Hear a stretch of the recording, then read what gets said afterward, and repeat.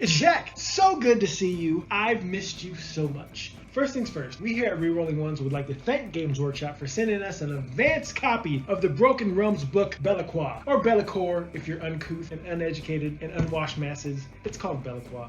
I made it a thing. I take credit for that.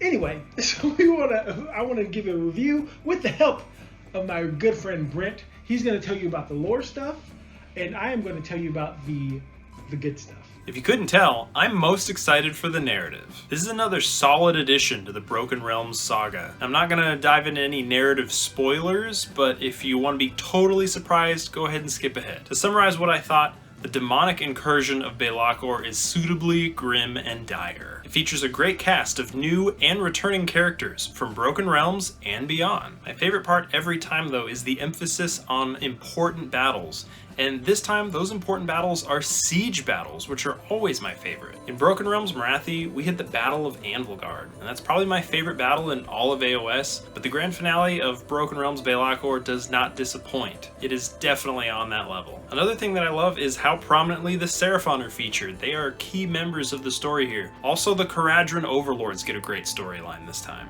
And a final thought I had while reading the book is that all these years of reading Battletomes, sort of building up this knowledge of lore for Age of Sigmar, is really starting to pay off. There's a lot of references to past Battletomes that you'll appreciate that much more if you've already read them.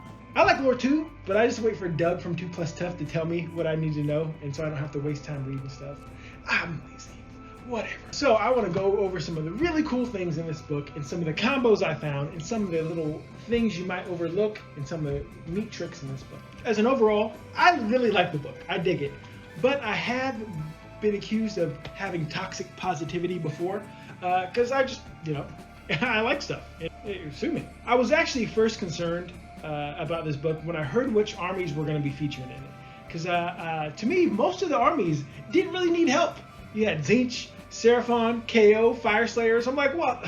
You're going to give more to, help other armies out, like Beasts of Chaos, but there's all light touches. There's nothing too crazy. So let's get after it. Let's talk about him. The big bad himself, the main man, the guy the book is named after, Bellecois. Fine. Just for Lore Master of Sotek, I'll call him Bellecour from now on.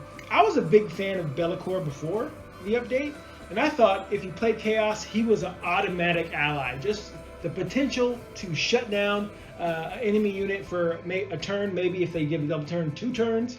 I just thought you had to take him. But he did go up in points. He went from 240 to 380. That is an increase of 140 points. That's a big deal. Now I think he shines in an army as a centerpiece more than throwing him as an ally, because he does take up almost all of your ally points. Now I know what you're asking. Jack, what do I get for those extra 140 points? You get 6 more wounds, and he's a lot more deadly in combat. He actually degrades in profile now, whereas before he just had the single profile. But he still has my shadow form, and probably the biggest change to him has been in the Dark Master ability. Whereas before, you picked a unit before the game started, and you got to decide when it triggered. So even if Bellecour died, you can make it go off. It's not that way anymore. You trigger it at the start of your enemy's hero phase. Before, your opponent would roll, and now you roll. You would trigger it at the start of the hero phase, and anytime the unit would try to cast a spell, attack, charge, or move, on a 1 through 4 they couldn't, on a 5-up they could. Now you roll it at the start of the phase, so at the start of the hero phase you roll it, and if you roll a 3-up, they can't do anything that phase. And now it affects prayers, it affects command abilities, and so I think it's better. At the start of the movement phase you roll, at the start of the charge phase, the fight phase, anything like that, you roll, and if you roll a 3-up, they can't do nothing. One of the drawbacks is, a lot of prayers your enemy uses happen at the start of their hero phase. Meaning, because it's their hero phase, they get to do that before you trigger Dark Master. So even though it stops prayers, they would still get prayers off because it happens at the start of their hero phase. Hopefully they can FAQ that, so this is like a special rule, so even though it's their hero phase, you still get to do this before that. That'd be cool. I've got some advice for you, little buddy. Where I think Bellecour really shines is in the Legion of the First Prince from the Wrath of the Everchosen book. It got updated in this book because Bellecour has that 4-up unrendable armor save. He's pretty tough, and now he has 14 wounds. But what he doesn't have is a ward save. He doesn't have mortal wound protection. and that's where the Legion of the First Prince comes in. He can pass off wounds to 4 types of different demon units, to Demonettes, Bloodletters, Horrors of Tzeentch, and Plague Bearers. One cool thing about the Legion of the First Prince is there's an army-wide 6-up ward save. Any Chaos Demon keyword can go in that army, so now you can finally get Bloodthirsters with a ward save, or Keepers of Secrets with a ward save.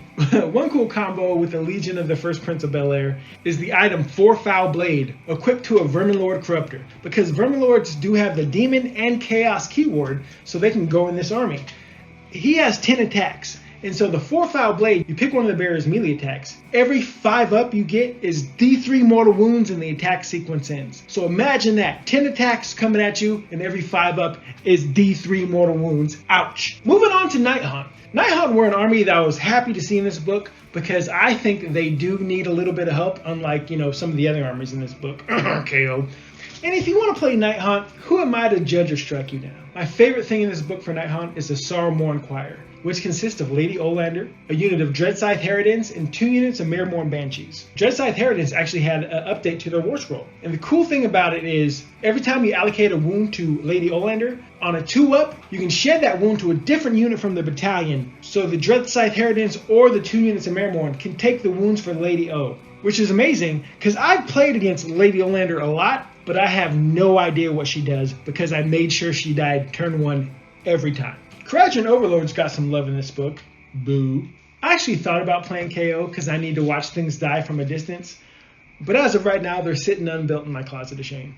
KO got a new War Scroll battalion consisting of an Engine Master and 2 units of Engine Riggers, and they have to have the Barrack Zilfin keyword, which kind of limits you, but that's not the big thing they got. They actually got 3 new Triumphs. You can still take the old Triumphs, but you got 3 new ones to add to your repertoire. And if you want to play KO, who am I to judge or strike you down? Now on to Seraphon.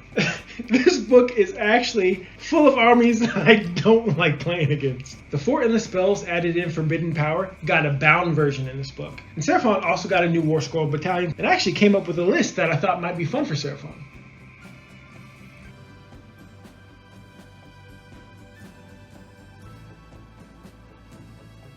Tzeentch also got a War Scroll battalion if you want to push the envelope and watch it bend, which consists of a Fate Skimmer, Herald of Tzeentch on a burning chariot, and 1 to 3 units of Horrors of Tzeentch, but the models can exceed 30. Moving on to Fire Slayers, 2 of their units got 2 War Scrolls, the Doomseeker and the Grimwrath Berserker.